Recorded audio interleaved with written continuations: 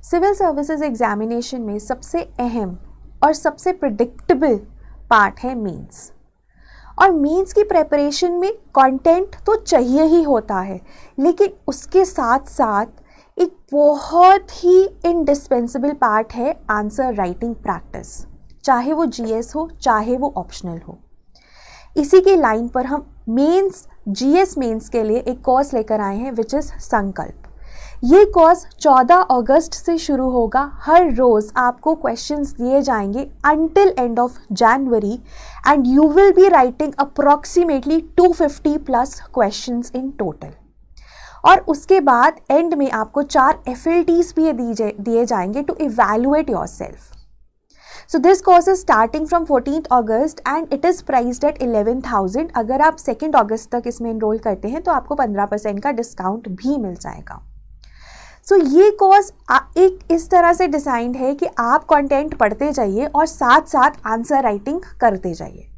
That will actually enhance your skills of answer writing. Prelims के बाद आपको दिक्कत नहीं आएगी, और यही चीज़ डॉक्टर आदित्य ने भी रीइंफोर्स करी है, जिस वीडियो को अभी हम देखने जा रहे हैं, कि answer writing can make or break your preparation. It can ensure a rank, ठीक है, in fact a high rank. At the same time the lack of it can ensure कि आपका मेंस भी ना क्लियर हो। डॉक्टर आदित्य 70th रैंक आया है उनका फर्स्ट अटेम्प्ट में, जो इतनी बड़ी अचीवमेंट है। बट उससे भी बड़ी अचीवमेंट है उनके जीएस में 446 मार्क्स आना। तो आइए डॉक्टर आदित्य से भी जानते हैं कि मेंस आंसर राइटिंग को और बेहतर कैसे किया जा सकता है। देखते हैं। Hello everyone, I am Dr. Aditya Sharma and I have secured All India Rank 70 in UPSC CSE 2022 and this was my first attempt। तो मेरे को पर्सनली फीलिंग आती है कि जैसे प्रीलिम्स तो एक बात है ना, हमारा जो दूसरी चीज़ रहती है वो है हमारा मेंस। और जो मेजर हमारा रैंक डिसाइडर होता है कि हम लोग लिस्ट में आ रहे हैं कि नहीं आ रहे हैं, that is mainly mains only, है ना। तो एक टाइम पे था, हम लोग बोलते हैं कि है ना, essay, ethics and optional, these are the game changers, है ना। तो जनरली हम बोलते हैं कि इनके ऊपर ज़्यादा फोकस करो, GS 1 2 3 इन सब में बहुत वेरिएशन नहीं आता। बट पर्सनली मेरे लिए क्या है कि मेरे लिए व्हाट वर्कड वाज जो मेरे ओवरऑल GS के मार्क्स थे, है ना। मतलब एसए के मार्क्स तो थे ही, बट GS वाले मार्क्स ने इमेंसली कंट्रीब्यूट किया है। अगर मेरा ऑप्शनल था वो इतना ज़्यादा मतलब बहुत एक्सीडिंगली गुड नहीं हुआ है कि मेरे को बहुत अच्छा लग रहा है उस बारे में, बट मेरा जो GS था उसने मोर और लेस कॉम्पेंसेट कर दिया। तो जैसे मैं आपको बताता हूँ कि GS में, है ना, माई स्कोर हैज़ बीन 446, है ना, एंड एसए में माई स्कोर हैज़ बीन 130।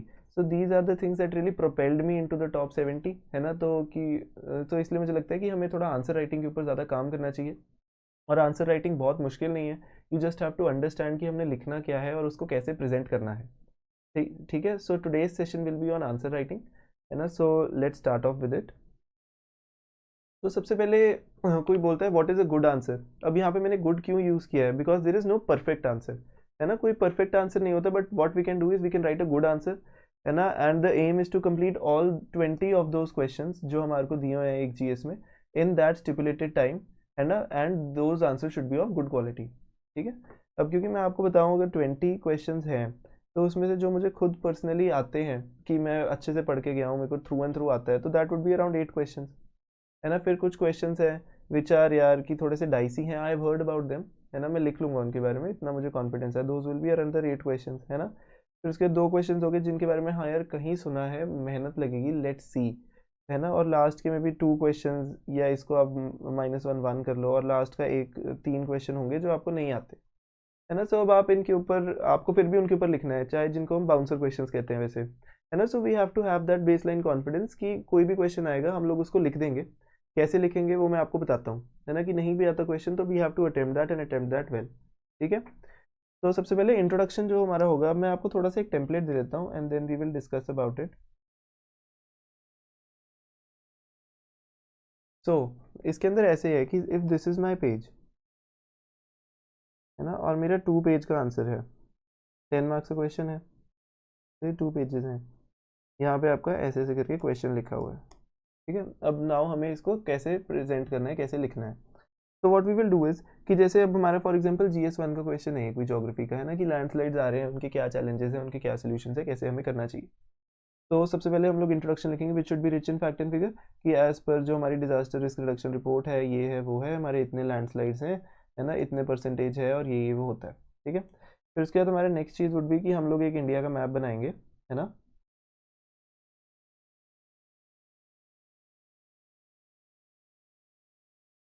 ठीक है, यहाँ पे हम लोग लिखेंगे डायग्राम के नीचे फिगर, जो भी हमारा टाइटल है, यहाँ पे हम लोग मार्क कर देंगे कि ये वाला जोन है या ये वाला जोन है ना, जो भी है।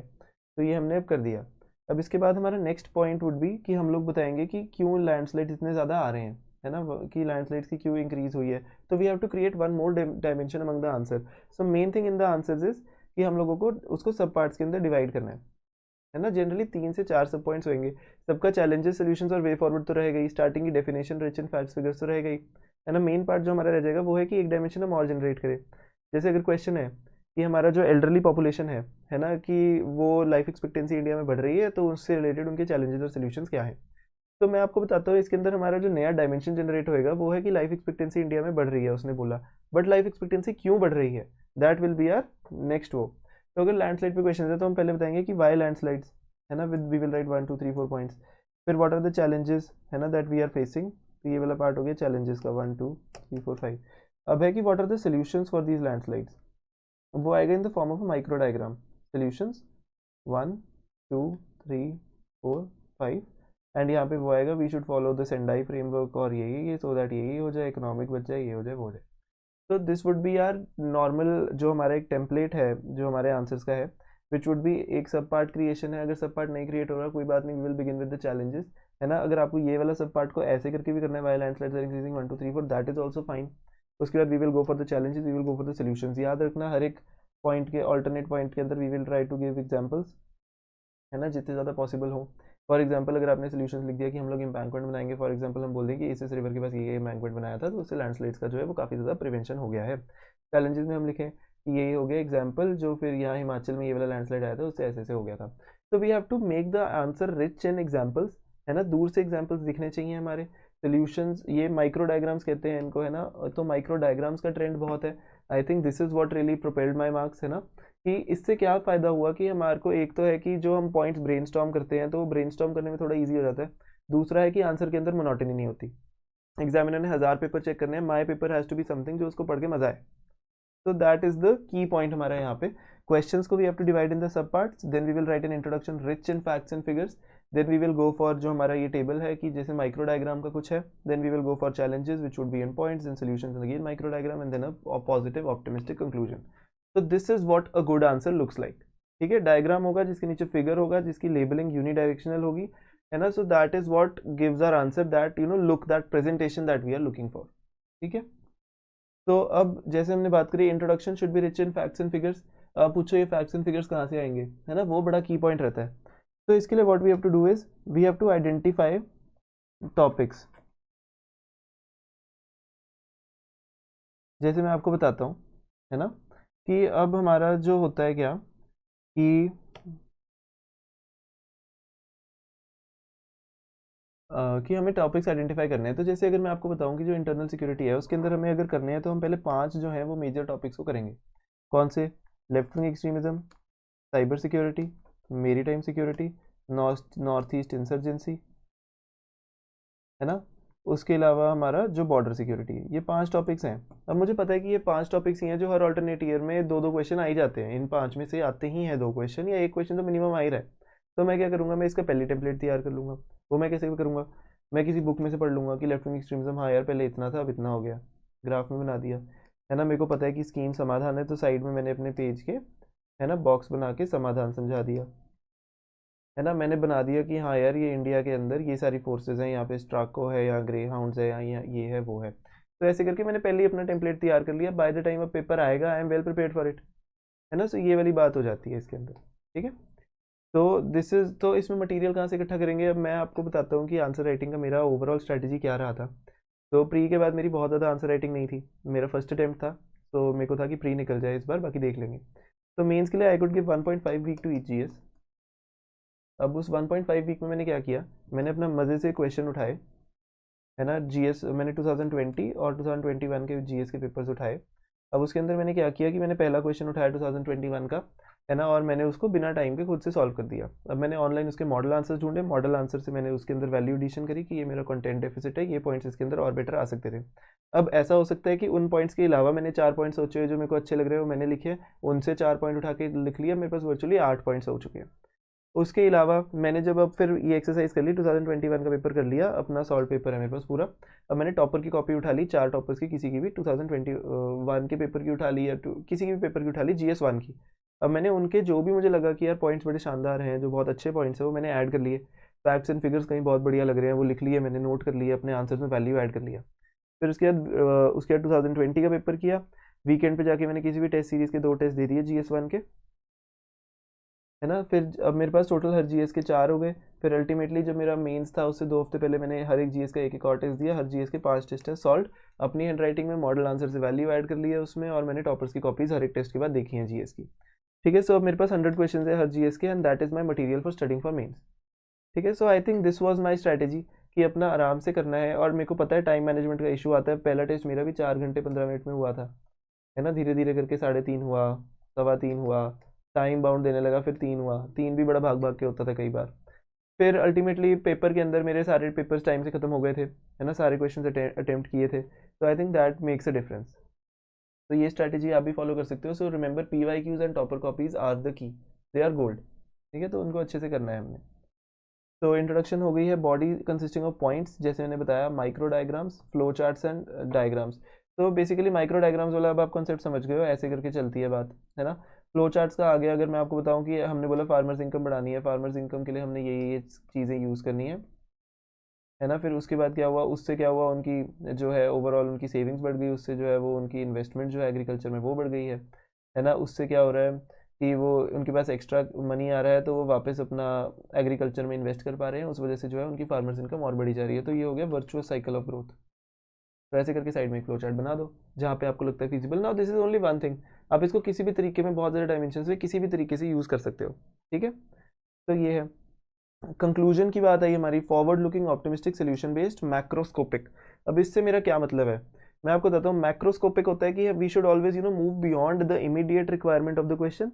कि अगर लैंडस्लाइड पे पूछा तो हम ये नहीं बोलेंगे इससे लैंडस्लाइड कम हो जाएंगे, हम बताएंगे कि इससे लैंडस्लाइड कम हो जाएंगे तो उससे हमारी जो सोशल और इकोनॉमिक लॉसेज जो हमारी कंट्री को हो रहे हैं वो बच जाएंगे। ठीक है, तो इस लेवल का होना चाहिए।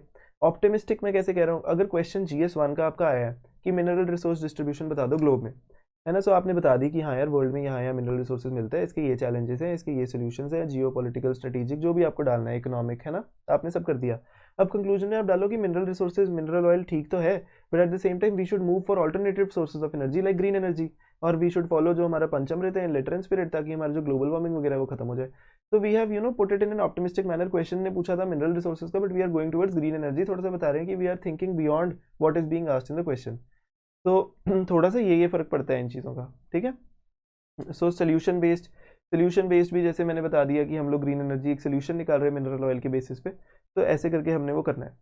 और फॉरवर्ड लुकिंग आपका होना चाहिए कि हमेशा आपने सोचना है कि हम लोग थोड़ा सा आगे सोच की बात लिखेंगे, है ना, कि अगर हमने ब्यूरोक्रेसी में रिफॉर्म पूछे हैं तो उससे हमारा ये हो जाएगा।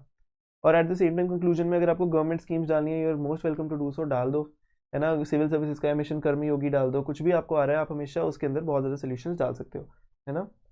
तो ये ओवरऑल हमारा एक टेम्पलेट रहता है।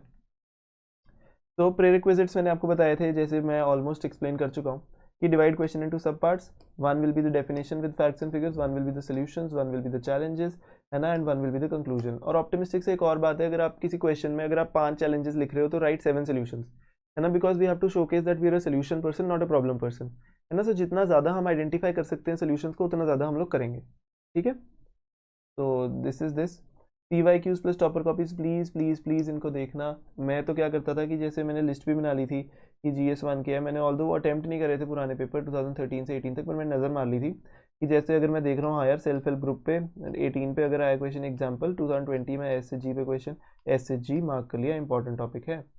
पॉलिटिकल पार्टीज़ पे क्वेश्चन है, इंपॉर्टेंट है। अगर CSOs पे क्वेश्चन है, इंपॉर्टेंट है ना। सो प्रेशर ग्रुप से क्वेश्चन है, इंपॉर्टेंट है। विमेन पे क्वेश्चन आ रहा है बार बार, वो इंपॉर्टेंट है। PRIs पे और अल्टरनेट ईयर में क्वेश्चन आ रहा है तो वो इंपॉर्टेंट है। तो मैं ऐसे 2013 से लेके 2022 की मैंने लिस्टिंग कर ली थी, उसके अंदर मैंने हाईलाइट कर लिया था कि कौन से टॉपिक्स रिपीटेड हैं, रिपीटेड टॉपिक्स की लिस्ट बना ली थी, उनके लिए मैंने टेम्पलेट तैयार कर लिया था। तो आई थिंक ये है कि मेरे को पता था कि अब इनमें से मिलते जुलते क्वेश्चंस आएंगे, क्योंकि उनका जो थीम्स है वो चेंज नहीं होते पेपर के, है ना। क्वेश्चन एग्जैक्टली चेंज हो जाएगा बट उसके अंदर का जो मटेरियल है वो सिमिलर सा रहेगा। तो जितना ज़्यादा आप ऐसे आइडेंटिफाई करके उसको कंसोलिडेट कर सकते हो अपने मटेरियल को, that will be the best. ठीक है। फिर how to do self assessment, you are your own best जज। ठीक है। तो ये क्योंकि मैं इसलिए कह रहा हूँ क्योंकि जैसे मैंने आपको बताया ना, मैंने आंसर लिखे, फिर मैंने उसमें मॉडल आंसर्स डाले, फिर मैंने टॉपर्स कॉपी से एडिशन करी। अब आप बोलो आपको कैसे पता यार कि ये है ना आपको आंसर ठीक भी चल रहा है कि नहीं। मेरे को गुड आंसर पता था क्या लिखना है, मैंने ऐसे कंटेंट डेफिसिट मैंने उसमें से क्लियर कर लिया, मुझे समझ आ गया, है ना। मैं आपको बता रहा हूँ कि आप जाओ, आप ज़रूर टीचर से गाइडेंस लो, आप एडवाइस लो, मेंटर से बात करो, बट ये मत करो कि अनड्यूली आपने ये बोला कि मैं यार अगला आंसर भी नहीं लिखूंगा उनसे बिना पूछे, है ना। ये नहीं बात होनी चाहिए। अपना खुद के लेवल पे भी असेसमेंट करो, आपको खुद क्लैरिटी आनी चाहिए कि यार वो क्या डिमांड कर रहे हैं। और ये कैसे पता चलेगा, PYQs अंडरस्टैंड करो, टॉपर्स कॉपीज देखो कि यूपीएससी ने ऐसा क्या देखा है इनके आंसर्स में कि इनको ज़्यादा नंबर दिए। तो आई थिंक वो खुद की एक एक्सरसाइज है and you are your own best जज उसमें। ठीक है।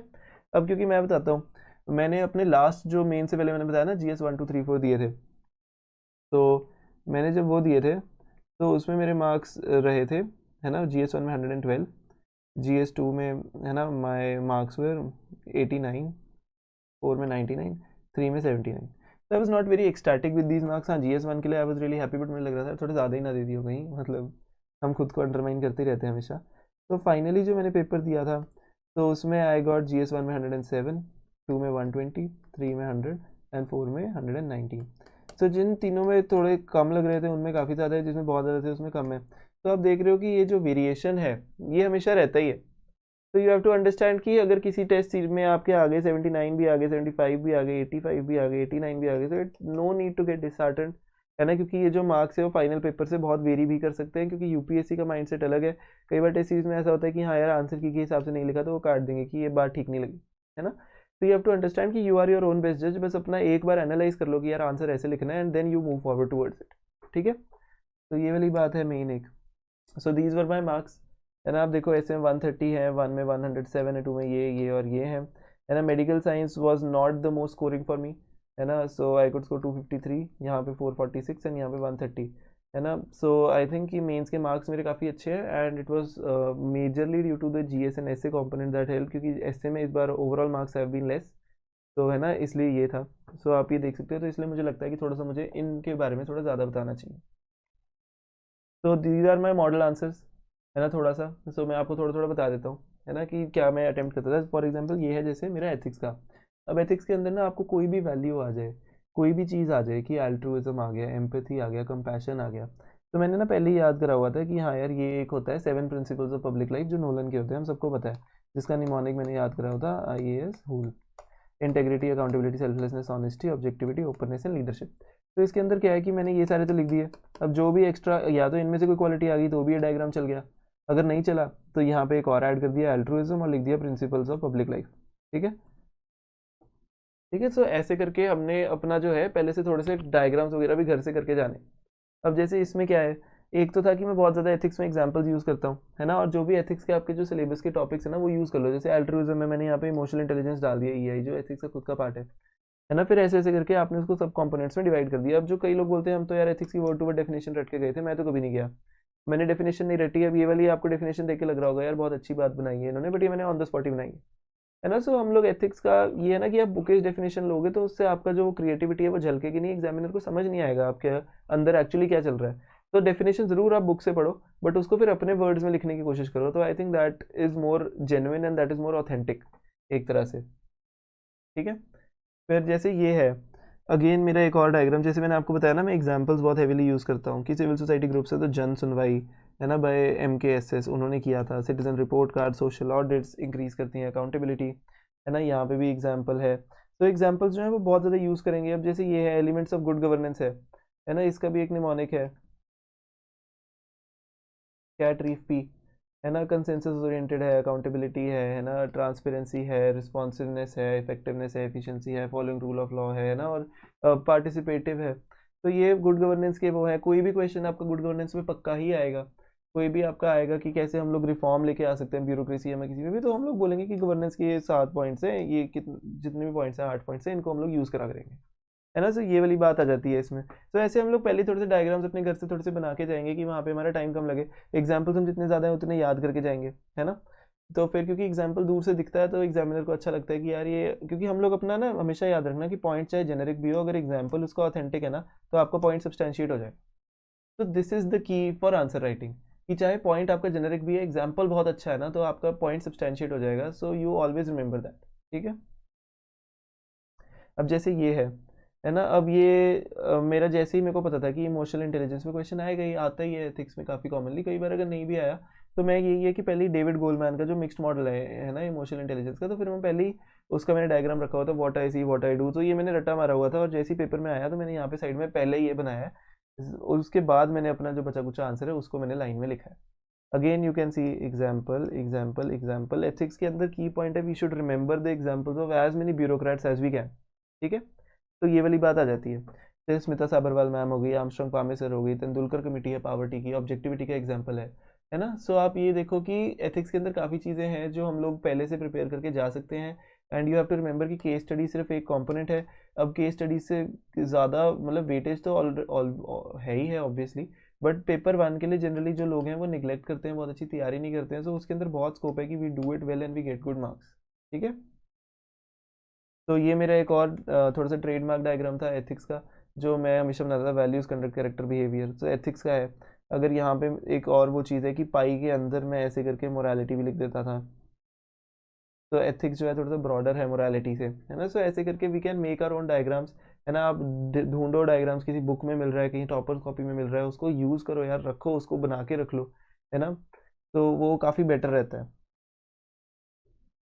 तो अब ये थोड़ा सा है ना डार्क है बैकग्राउंड। तो ये जैसे मैं आपको बताता हूँ ना कि मैं माइक्रो डायग्राम्स बना रहा था, तो this is an example of micro diagram. ठीक है कि जैसे मैं जनरली क्या करता था कि गवर्नमेंट इनिशिएटिव्स भी हैं, या तो इधर से 1 2 3 4 5 कर दिए, या यहाँ से 1 2 3 4 5 कर दिए, कि गवर्नमेंट इनिशिएटिव्स को मैं समझा नहीं रहा हूँ, बट मैं बता रहा हूँ कि क्या क्या गवर्नमेंट इनिशिएटिव्स किए हैं, ताकि उन्हें पता चले कि मुझे पता है, और ये ज़्यादा स्पेस भी नहीं लेते इस चक्कर में। ठीक है। तो ओवरऑल हमेशा मेरा काम जो था पॉइंट्स में रहता था, मैंने पैराग्राफ्स में हार्डली ही कहीं लिखा होगा, आई डोंट थिंक मैंने कहीं लिखा होगा, है ना। बाकी मोस्टली मैं माइक्रो डायग्राम्स और पॉइंट्स पे ही रिलाई करता था, और मेरे मोस्टली हर आंसर में ये दो एलिमेंट्स रहते ही थे। ठीक है। एक कंक्लूजन भी होता है हमेशा अच्छा सा, जो हमारा रहता ही है। सो ऐसे है ना। अगेन आप देखो कि मेरे को पता है कोई भी डिजास्टर पे क्वेश्चन आएगा, so this is my disaster cycle that is going to be made, है ना। तो ये भी घर से पढ़ के जाओ आप अपना अच्छे से, है ना। अब यहाँ पे जैसे मेरी कटिंग हुई है, पर मेरी फाइनल पेपर में एक भी कटिंग नहीं हुई थी, ये तो मेरा सैम्पल पेपर था, सो इसके अंदर हो गई कटिंग, सो आई थॉट कि कोई नहीं, ठीक है। तो हेडिंग्स जो है उनको आप डब्बे के अंदर बनाओ, हेडिंग्स ट्राई करना जो क्वेश्चन के अंदर ही दी हुई है, आप उसको यूज़ करके यहाँ पे है ना डालना, so that would be a lot better. तो इसके अलावा like I told you again again micro diagram way forward है, तो हम लोग ये करेंगे। अब आप देखो कैसे मैंने एक चीज़ और है, इफेक्टिव अंडरलाइनिंग, है ना। जो भी आपके एग्जाम्पल्स हैं उनको अच्छे से अंडरलाइन करो, है ना। जहाँ तक पॉसिबल है आप अपने एग्जाम्पल्स लिखो, अंडरलाइनिंग करो, है ना, एग्जाम्पल्स लिखो। तो सारी गेम यही है कि हमने एग्जाम्पल्स जितने ज़्यादा लिख सकते हैं, इफेक्टिव अंडरलाइनिंग कर सकते हैं ना, that is what is important यहाँ पे। माइक्रो डायग्राम्स आप देखो, है ना, so it does not take a lot of space, but it adds an element of, है ना, dynamism to your answer. I think that is really appeals, है ना। सो आपको यही करना है। तो ये है ना। So I think this was my strategy for answer writing, है ना। And answer writing is something that can be easily inculcated, it takes time, it takes a bit of practice, but once you get the hang of it तो फिर बहुत paper easy हो जाता है। Now if I know कि कोई random question भी आएगा, I know I will have to divide it into sub parts, I know मैं उसको माइक्रो डायग्राम बना के हर एक डायमेंशन के अंदर उसके पॉइंट जनरेट करूंगा। जैसे आपको एक एग्जांपल ही दे देता हूँ मैं, है ना। क्वेश्चन आया था GS1 में, एंशियंट हिस्ट्री का क्वेश्चन था, मिडीवल का टाइप्स का, कि significance of lion and bull figures in Indian mythology and culture, है ना। Mythology culture and sculptures. तो लायन एंड बुल फिगर्स थे, चलो आपने बता दिया, इंडस वैली सिविलाइजेशन में इस प्लेट में ये थे, सबको पता है कि, है ना, जो हमारा अशोका पिलर है ना, उसके अंदर हमारे लायन होते हैं, तो फिर ऑब्वियसली आप अशोका सारनाथ पिलर जो है हमारा उसका मेंशन करोगे।